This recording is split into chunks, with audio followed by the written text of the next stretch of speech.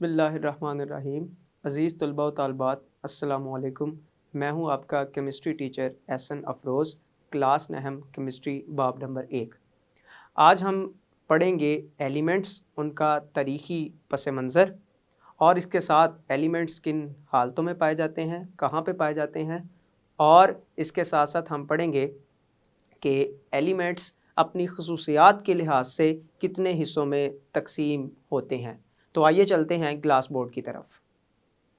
Elements, सबसे पहले element की तारीफ़ करते हैं। एलिमेंट एक ऐसी शय जो एक ही किस्म के एटम्स पर मुश्तमिल होती है, जिनके एटॉमिक नंबर यकसां होते हैं और इन्हें आम कीमियाई तरीक़ों से सादा अज्जा में तोड़ा नहीं जा सकता।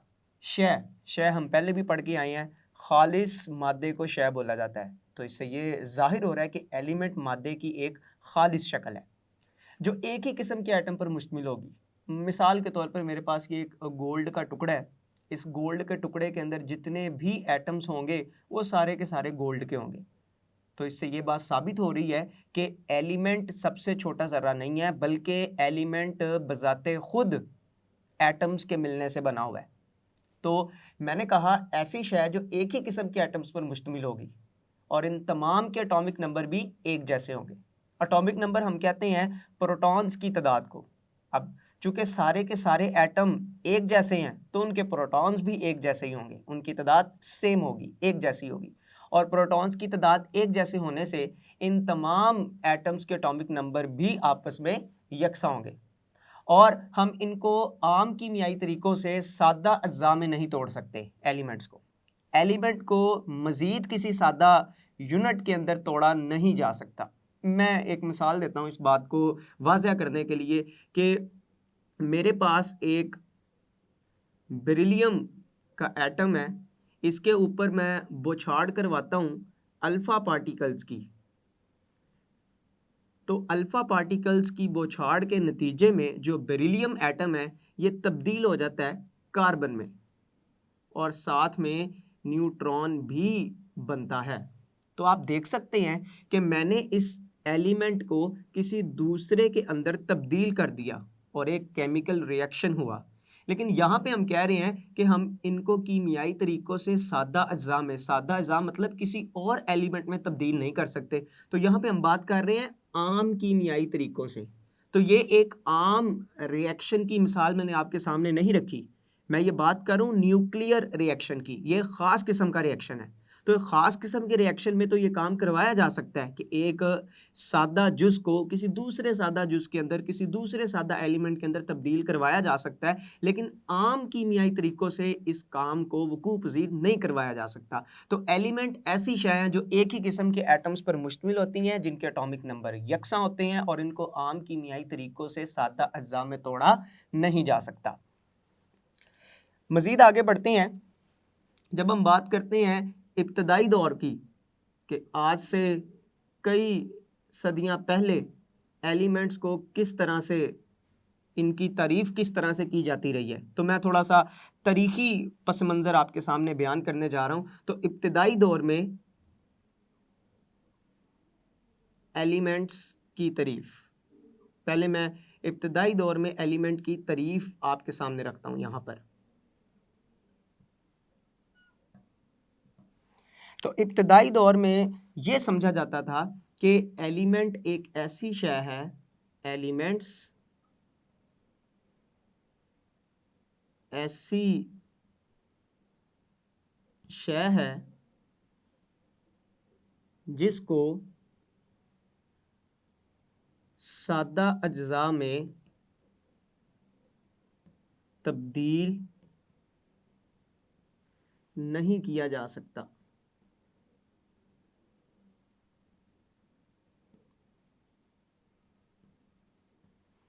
लेकिन जदीद दौर के अंदर हम इसकी तारीफ़ में कुछ चीज़ें जो हैं वो जमा भी कर रहे हैं, मज़ीद इसके अंदर शामिल भी कर रहे हैं। जैसे कि हमने कहा कि एक ही किस्म के एटम पर मुश्तमिल होती है ऐसी शय जिनके एटॉमिक नंबर यकसां होते हैं और आम कीमियाई तरीक़ों से सादा अज्जा में इनको तोड़ा नहीं जा सकता। तो ये जदीद तारीफ़ है और ये इब्तदाई दौर में एलिमेंट्स को कुछ इस तरह से उनकी तारीफ़ की जाती थी। अगर मैं इसके तारीख़ी पस मंज़र की बात करूँ एलिमेंट्स के, तारीखी पस मंज़र। तो इब्तदाई दौर में एलिमेंट्स सिर्फ 9 एलिमेंट्स जो थे, जो तब तक दरियाफ्त किए जा चुके थे, सिर्फ उनके ऊपर बहस होती थी और उनके बारे में जो केमिकल रिएक्शंस होते थे या जो ख़वास होते थे जानने की कोशिश की जाती थी। तो इब्तदाई दौर में सिर्फ 9 के करीब ही एलिमेंट्स जो थे वो दरियाफ्त हुए थे। वो 9 एलिमेंट्स में से आप देख सकते हैं कार्बन, ये मैं इब्तदाई दौर की बात कर रहा हूँ, शुरू में carbon, gold, silver, tin, mercury, lead, copper, iron और सल्फर। ये वो 9 एलिमेंट्स हैं जो इब्तदाई दौर में मालूम थे, जिनको जाना जाता था इब्तदाई दौर में। फिर 19वीं सदी के आखिर में, 19वीं सदी के आखिर तक तकरीबन 63 एलिमेंट्स दरियाफ्त किए जा चुके थे। 63 एलिमेंट्स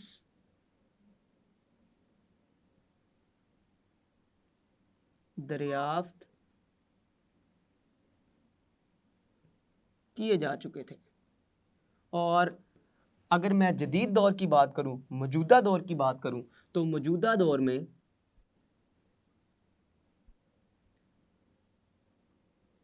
118 एलिमेंट्स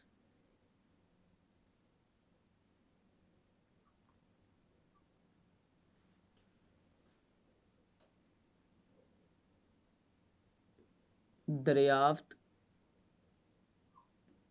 हो चुके हैं,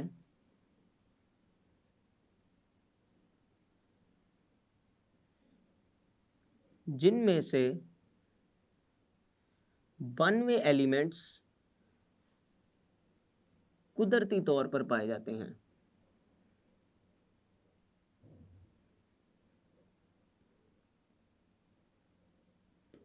तो ये एलिमेंट्स की कुछ तारीख है, कुछ तारीखी पस मंज़र है आपके सामने कि इब्तदाई दौर में, आज से कई सदियां पहले, जब केमिस्ट्री की शाख में काम किया जा रहा था, तो तब 9 एलिमेंट्स के करीब जो थे वो जानने चाहते थे या मालूम थे। फिर आहिस्ता आहिस्ता 19वीं सदी के आखिर तक 63 एलिमेंट्स को दरियाफ्त कर लिया गया मुख्तलिफ साइंसदानों की तरफ से, और आज मौजूदा दौर में 118 एलिमेंट्स ऐसे हैं जो दरियाफ्त किए जा चुके हैं, जिनमें से 92 कुदरती तौर पर पाए जाते हैं। आगे चलते हैं वकू के एलिमेंट्स किन हालतों में पाए जाते हैं। तो अगर हम एलिमेंट्स की वकू की बात करें, तो एलिमेंट्स हमारे गिरदोनवा में, एलिमेंट्स हमारे गिरदोनवा में तीनों निज़ामों में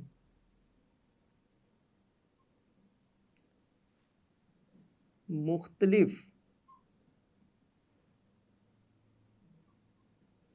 मिक़दारी निस्बत से पाए जाते हैं।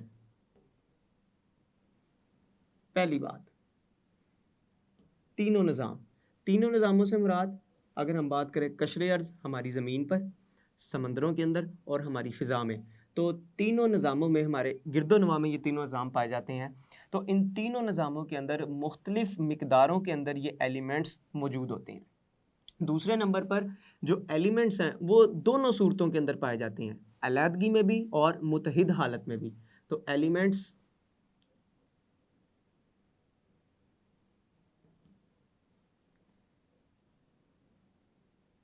अलहदा और मुतहिद दोनों सूरतों में पाए जाते हैं।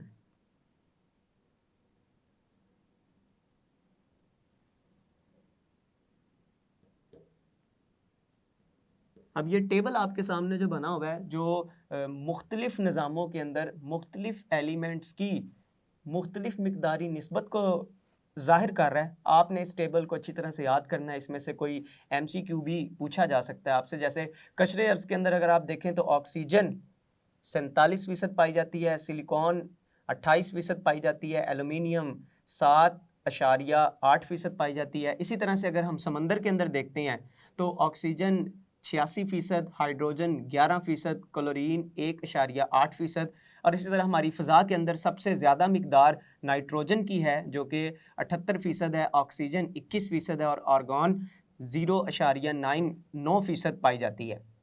तो एलिमेंट्स इन मुख्तलिफ निज़ामों के अंदर मुख्तलिफ निस्बतों के साथ मौजूद होते हैं और ये अलहदा भी पाए जाते हैं। कुछ एलिमेंट्स ऐसे हैं जो आज़ादाना तौर पर अपना वजूद बरकरार रख सकते हैं और कुछ ऐसे हैं जो आज़ादाना तौर पर अपना वजूद बरकरार नहीं रखते, वो दूसरे एलिमेंट्स के साथ मुतहिद अशकाल के अंदर पाए जाते हैं।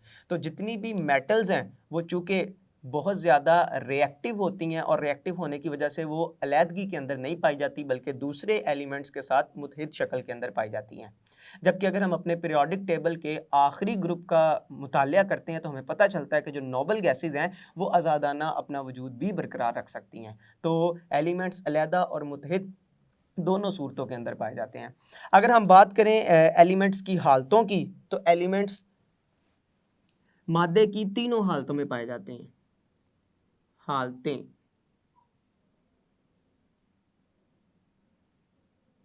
एलिमेंट्स मादे की तीनों हालतों में पाए जाते हैं।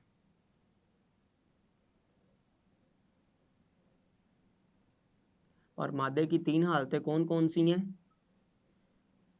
ठोस, माया और गैस।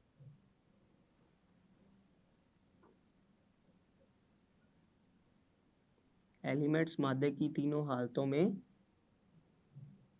पाए जाते हैं। कौन कौन सी तीनों हालतें?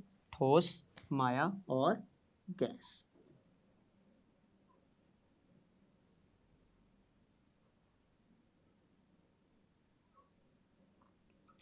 अगर हम ठोस हालत की बात करें तो जितनी भी मेटल्स हैं वो ज़्यादातर ठोस हालत के अंदर ही पाई जाती हैं। मसलन मिसाल के तौर पर हमारे ज़हन में आता है जिंक, तो ठोस हालत में पाई जाती है।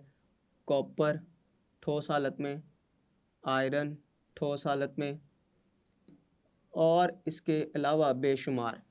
तो ये ख्याल किया जाता है कि तकरीबन 80% हमारे पीरियोडिक टेबल में पाए जाने वाले एलिमेंट्स ऐसे हैं जो मेटल्स हैं, और ये मेटल्स की ही मैंने चंद एक मिसालें आपके सामने यहाँ पेश की हैं। आगे चल के मैं इस बात को लिखता भी हूँ जब मैं बात करूँगा कि खसूसियात के लिहाज से एलिमेंट्स को किन हिस्सों में तकसीम किया जाता है। अगर मैं माया की बात करूँ तो बहुत कम एलिमेंट्स ऐसे हैं जो माया हालत में पाए जाते हैं। मसलन इसमें कौन कौन से एलिमेंट आते हैं जो माया हालत में पाए जाते हैं? सिर्फ दो हैं, एक मरकरी और दूसरा ब्रोमीन। ये दोनों एलिमेंट माया हालत के अंदर मौजूद होते हैं। अगर हम गैस की बात करें तो मुख्तलिफ एलिमेंट्स ऐसे भी हैं, चंद एक एलिमेंट ऐसे भी हैं जो गैस की हालत में पाए जाते हैं, जैसे ऑक्सीजन,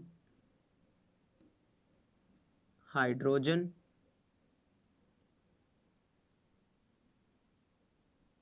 क्लोरीन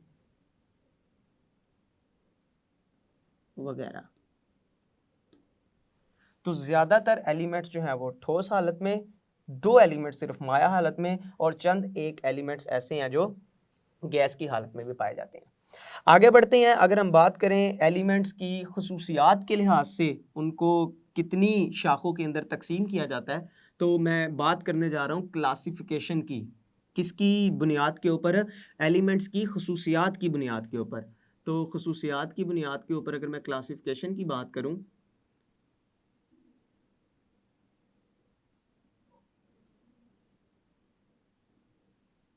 क्लासिफिकेशन, तो मैं यहाँ लिखूँगा कि एलिमेंट्स को उनकी खसूसियात की बुनियाद पर तीन हिस्सों में तकसीम किया जाता है। एलिमेंट्स को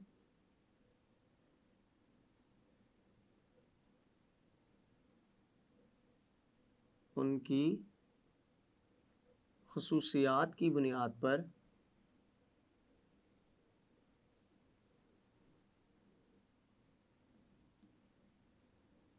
3 हिस्सों में या 3 क्लासेस में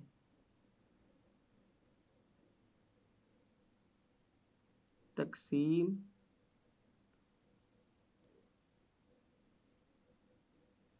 किया जाता है। अब वो 3 क्लासेस कौन कौन सी हैं जिनमें हम इनको तकसीम करते हैं। पहले नंबर पर हम लिखते हैं मेटल्स, उसके बाद नॉन मेटल्स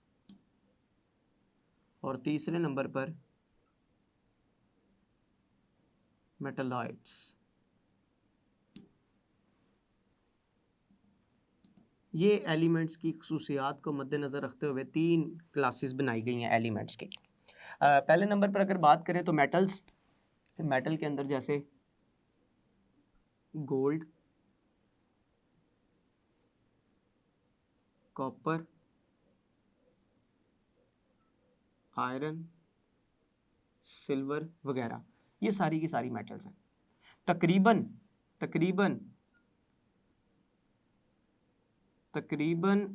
80% एलिमेंट्स मेटल्स हैं। हमारे पीरियोडिक टेबल के अंदर पाए जाने वाले तकरीबन 80% एलिमेंट्स के हैं, मेटल्स हैं।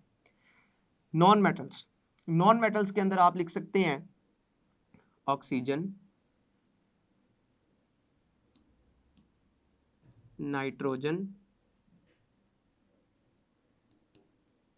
फ्लोरीन, हीलियम, नियॉन,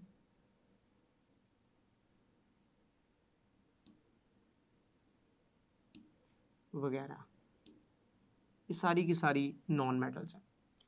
और मेटलॉइड्स के अंदर आप लिख सकते हैं सिलिकॉन, जर्मेनियम,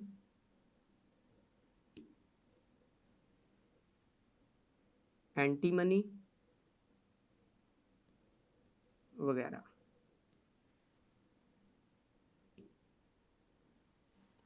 अब मैं अगर आपको इनकी एक एक खसूसियत भी बताऊं कि हम कैसे ये मेटल्स के हैं, नॉन मेटल्स के हैं, मेटलॉइड्स के हैं और कैसे एलिमेंट्स को इनके अंदर हम तकसीम करते हैं, तो मेटल्स की ये खासियत होती है कि उनकी सतह बड़ी चमकदार होती है, जबकि नॉन मेटल्स की इस तरह की कोई खासियत नहीं होती। मेटल की खासियत होती है कि जब इनके ऊपर ज़र्ब लगाई जाती है तो ये आवाज़ पैदा करती हैं। नॉन मेटल्स की इस तरह की कोई खासियत नहीं होती। मेटल की ये खासियत होती है कि ये आसानी से इलेक्ट्रॉन दे सकती हैं, जबकि नॉन मेटल की खासियत होती है कि ये आसानी से इलेक्ट्रॉन ले सकती हैं। तो ये कुछ ऐसी खसूसियात हैं जिनकी बुनियाद पर हम एलिमेंट्स को इन 3 ग्रुप्स के अंदर तकसीम करते हैं। जबकि मेटलॉइड्स जो हैं इनकी खसूसियात मेटल्स जैसी भी होती हैं और नॉन मेटल जैसी भी होती हैं। तो दूसरे एलिमेंट के साथ कभी कभी ये मेटल के तौर पर अपना किरदार अदा करते हैं और कभी कभी ये नॉन मेटल के तौर पर अपना किरदार अदा करते हैं। तो आज हमने पढ़ा एलिमेंट्स और एलिमेंट्स का वकू पढ़ा, हमने एलिमेंट्स की मुख्तलिफ हालतें पढ़ी, तरीक़ी पस मंज़र देखा और हमने इसके साथ साथ ये देखा कि एलिमेंट्स अपनी खसूसियात के लिहाज से किन हिस्सों में तकसीम होते हैं। मैं उम्मीद करता हूँ कि आज का लेक्चर आपको बखूबी समझ आया होगा, आप इसको अच्छी तरह से याद करेंगे। अल्लाह आपका हामी व नासिर है। अस्सलामु अलैकुम।